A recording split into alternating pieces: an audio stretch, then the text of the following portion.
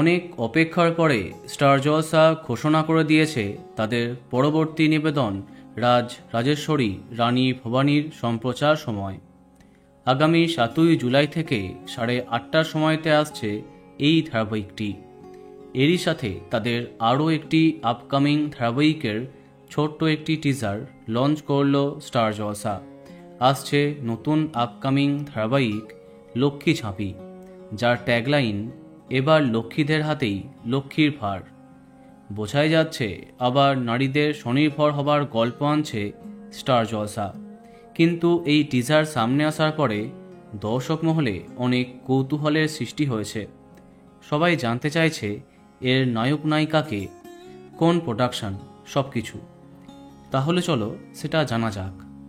বেশ কদিন ধরেই জনপ্রিয় টেলি অভিনেতা সৌরভ চক্রবর্তীর নতুন ধারাবাহিকের সম্পর্কে তোমাদের জানিয়েছি, যেখানে তার নায়িকা হচ্ছেন হরগৌরী পাইস হোটেল খ্যাত শুভস্মিতা মুখার্জি।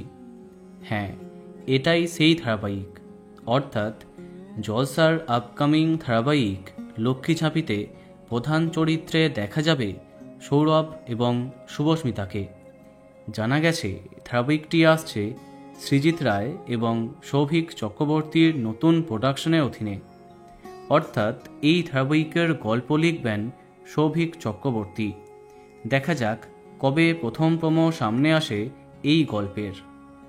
তো বন্ধুরা, কে কে এক্সাইটেড কমেন্টে জানাতে পারো।